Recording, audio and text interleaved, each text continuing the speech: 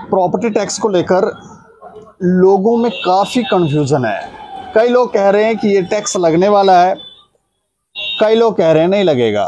कई लोग तो ये भी कह रहे हैं कि मेयर साहब ने झूठ बोला था लोगों से, क्योंकि मेयर साहब ने कहा था कि प्रॉपर्टी टैक्स नहीं लगेगा, तो लोग कह रहे हैं कि झूठ बोला था।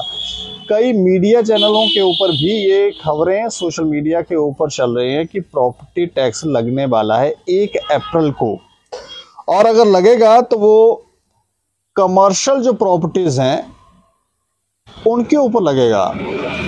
इससे कंफ्यूजन तो पैदा हुई। हमने भी कोशिश की कि थोड़ा सा वेरीफाई करें कि क्या ये लग रहा है या नहीं लग रहा है, लेकिन बातें स्पष्ट नहीं है। कुछ कह रहे हैं नहीं लग रहा है, कुछ कह रहे हैं रुक जाओ, समझ नहीं आ रहा, लेकिन इस पर चर्चा करेंगे। चर्चा करने के लिए हमारे साथ चंदन गुप्ता है, जो मोती बाजार के प्रधान हैं।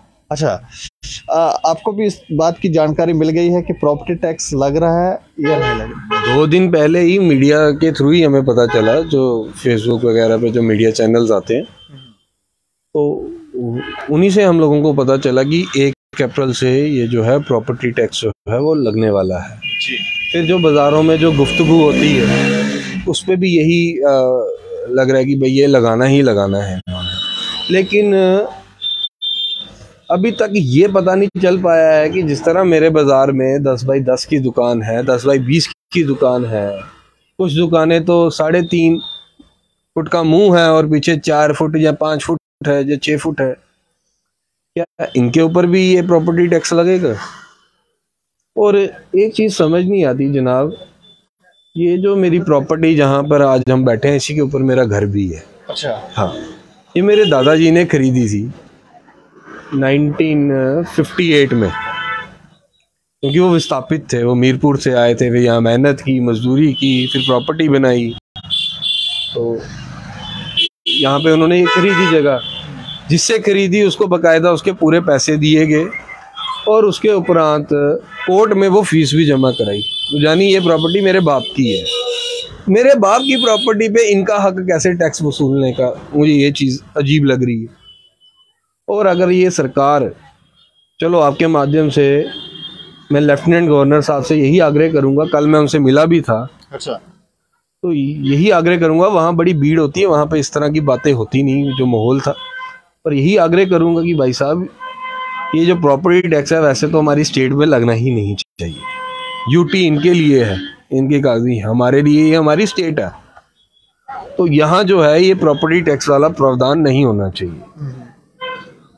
तो मैं तो यही गुजारिश करूँगा, अगर ये लगाते हैं तो फिर जो पॉलिटिकल पार्टीज हैं उनको इसका भुगतान करना पड़ेगा। कुछ जानकारियाँ जो हम तक पहुंची कह रहे हैं कि अगर बाहर के राज्यों से प्रॉपर्टी टैक्स वसूला जा रहा है तो फिर जम्मू कश्मीर के लोगों से क्यों नहीं, तो फिर यहाँ से भी वसूलना चाहिए। सर आप चंडीगढ़ या दिल्ली या बड़ी बड़ी जो सिटीज़ हैं उसका मुकाबला जम्मू कश्मीर के साथ नहीं कर सकते। जम्मू कश्मीर हमेशा ही,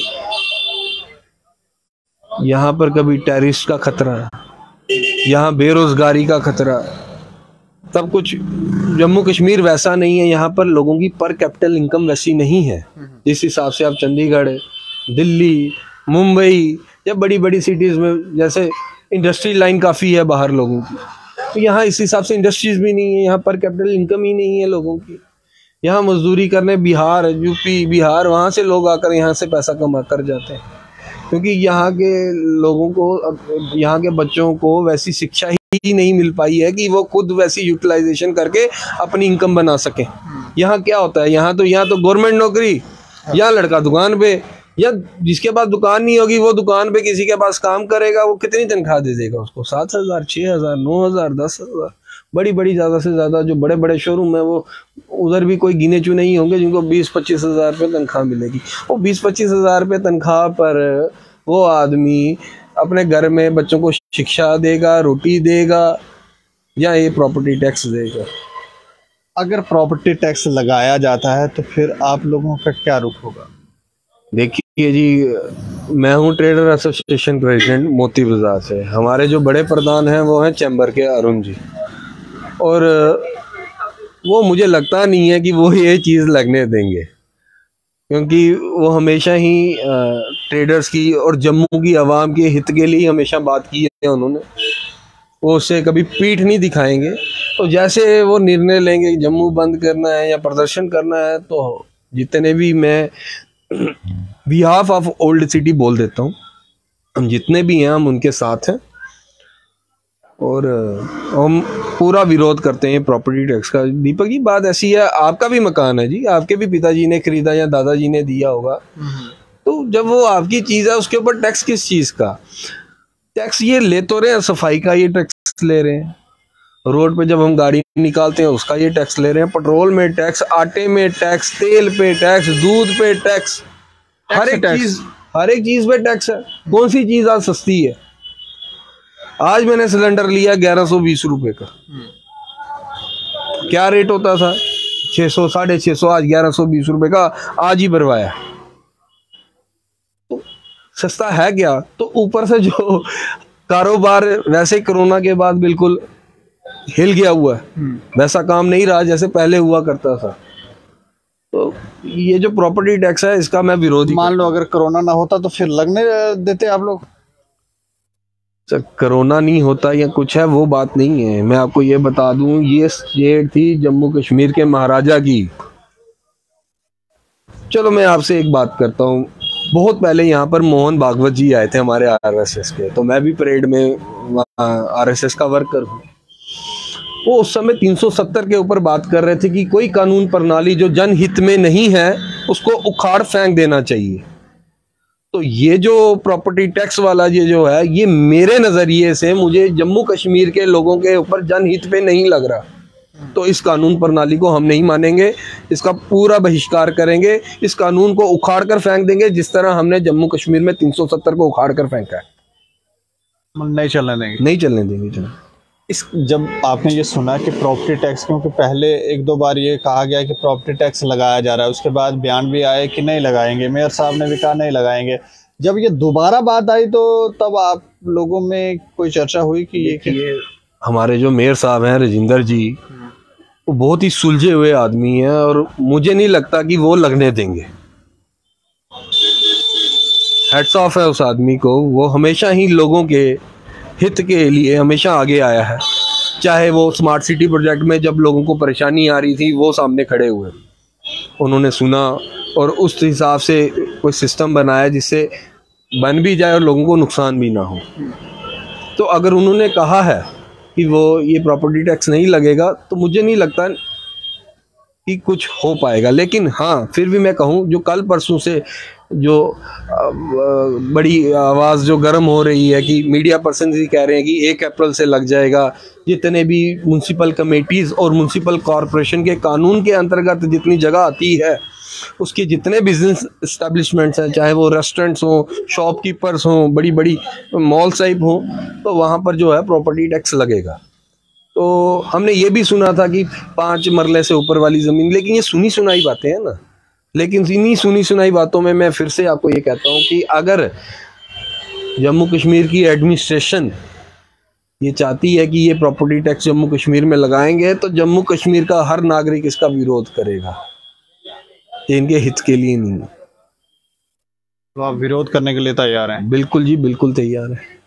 कोई आप संदेश देना चाहेंगे हमारी जो एडमिनिस्ट्रेशन है? अब तो एलजी साहब का राज है, लीडरों का तो राज नहीं। अगर हम कहें कि हमारे लीडर कहाँ हैं या ये, वो गलत होगा, क्योंकि ये जो काम हो रहा है ये एडमिनिस्ट्रेशन कर रही है। लीडरों के हाथ होता तो वो हमारी आवाज़ होती। लीडर किसका है? पब्लिक का। विरोध तो कर ही सकते हैं, बैठ के बात नहीं करेंगे? हमारे मेयर साहब कौन है? लीडर ही है ना, उन्होंने किया ना, उन्होंने कहा साहब कि भाई नहीं लगने देंगे हम। तो मैं आपको ये बता दूं, एलजी साहब से यही दरख्वास्त है कि जम्मू कश्मीर के लोग इतने अमीर नहीं हैं वो इतना टैक्स पे करेंगे या कुछ है। आपका तो सरकारी रेट है, उसके ऊपर आप कह रहे हो 15% लगा देंगे। अभी ये भी नहीं पता कि वो लगाएंगे या नहीं लगाएंगे, क्योंकि सूत्रों के हवाले से, सूत्र कौन है ये अभी तक हमें मीडिया पर्सन के समझ नहीं आए, कभी दिखे नहीं। लेकिन अखबार ये इस पे मीडिया पे आ ही रहा है, क्योंकि एक वो क्या नाम है उस मीडिया का, द स्ट्रेट लाइन वाले जुनेद साहब, फिर जेके मीडिया के आशीष भाई ने भी ये खबर चलाई है कि 1 अप्रैल से लगेगा ही लगेगा। तो जो सूत्र है, अगर लगेगा सीधा सीधा स्ट्रेट फॉरवर्ड। आग लगी है तो धुआं उठ रहा है, ऐसे तो बात है नहीं ना ये गुपचुम्बी वाली। तो यही आग्रह है कि भैया ये इधर नहीं लगना चाहिए। हाँ, कोई बड़े बड़े कोई अमीर आदमी है जिन्होंने बड़ा ही कुछ गलत काम किया है तो उनकी आप ऐसे ज़मीनें अब कर ही रहे हो ठीक। तो ये जो टैक्स वाला है ये काम नहीं होना चाहिए, क्योंकि जो जिसकी अपनी प्रॉपर्टी है वो किस बात का इनको टैक्स देगा। या तो ये इसकी मरम्मत करेंगे, या हर साल वाइट वॉश करेंगे, कोई टूट पट जाए उसको ठीक करेंगे, फ्लैश टूट गई मेरी या नलका खराब हो गया, क्या ये सरकार उसको ठीक करेगी? वो तो मैंने खुद ही करनी है ना वहाँ पे। या मार्बल नहीं लगा कर दे रहे, कोई वाईफाई नहीं ये अपने से लगा कर दे रहे, टैक्स उस चीज़ का लिया जाए इनसे कि ये कोई सेवा दे रहे हो उस बिल्डिंग पे या इस दुकान पे। या मेरी ये टाइल अब घिस गई है, इसको नया लगाने तो हमने उधर चिट्ठी देनी है कि भैया आप टैक्स लेते हो हमसे, ये टाइल लगा कर दो, ये वाइट वॉश करा कर दो, ये आज मुझे ये शोरूम नहीं, ये वाला नहीं चाहिए, इसको अलग करना है, मैं उधर चिट्ठी दूंगा तो वो उसी समय करेंगे। टैक्स उस चीज़ का ले सकते हैं, वैसा इन्होंने कुछ करना नहीं है। जो हमारी बाप दादा ने अपने पैसों से, अपनी मेहनत की कमाई से जो चीज़ हमें लेकर दी है बकायदा उसकी कोर्ट में फीस भी जमा कराई है, जो पुराना मालिक था उसको पूरे पैसे भी दिए हैं, अपने नाम है, पूरी रजिस्ट्री सब कुछ है। इस चीज़ का किस चीज़ का टैक्स देना है? कहने का अर्थ है कि अगर टैक्स लगाएं तो फिर सुविधाएं भी दें, और ऐसी सुविधाएं जैसे इंश्योरेंस वाले देते हैं। हाँ, वैसा कुछ करें तो फिर कोई दिक्कत नहीं है। लेकिन मैं फिर यही बात कहूँगा कि जम्मू कश्मीर के अंदर जहाँ पर कैपिटल इनकम लोगों की नहीं है, ये हमेशा त्रासदी में रहा, यहाँ बंद रहा, यहाँ मिलिटेंसी रही, यहाँ के बच्चे वहाँ तक नहीं पहुँच पाए जहाँ तक उनको पहुँचना चाहिए था। पहले उन सुविधाओं पे ध्यान दो। वो जो पहाड़ों पर जिसका बाप पत्थर ईंट तोड़ रहा सड़क बनाने के लिए, उन बच्चों को अच्छी शिक्षा दो, वो कहीं पहुँचे। ये इन चीज़ों के ऊपर इनको इधर टैक्स का तो मैं सीधी सी बात है कि बाकी सब टैक्सों के लिए हम राज़ी थे।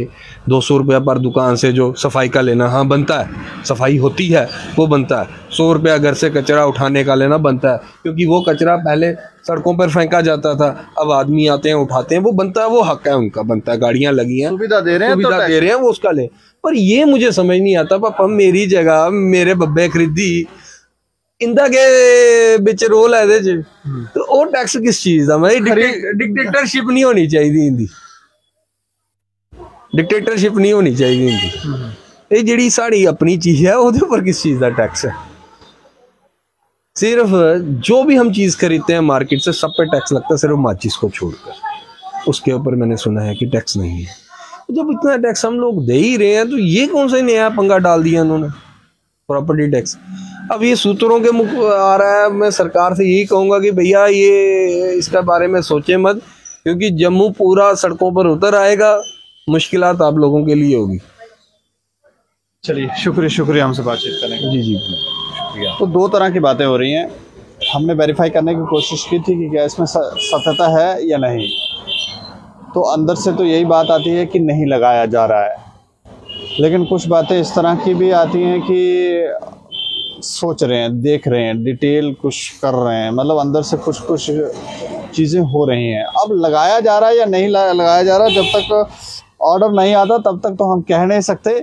लेकिन अगर ये लगता है तो जैसे ये कह रहे हैं कि विरोध होगा, जम्मू में लोग विरोध करेंगे इसका, क्योंकि ये कह रहे हैं प्रॉपर्टी हमारी, हमें कोई सुविधाएं दे नहीं रहे हैं। तो आए ऐसे ही आए बाहर से, आपने कहा जी लाओ पैसे, तो किस चीज़ का पैसा, क्या करना है, वो पैसा क्यों दिया जाए, लोग क्यों दें, ताकि लोगों को भी थोड़ा सा क्लियर होना कि किस चीज़ का पैसा और उसका फ़ायदे लोगों को क्या होंगे। बाकी आप भी इस पर राय रखें कि क्या प्रॉपर्टी टैक्स लगना चाहिए या नहीं लगना चाहिए, और लगना चाहिए तो फिर किस तरह से लगना चाहिए, राय रखें और देखते रहें दैनिक समाचार। मुझे और मेरे सहयोगी राजीव गुप्ता को दें इजाज़त। नमस्कार।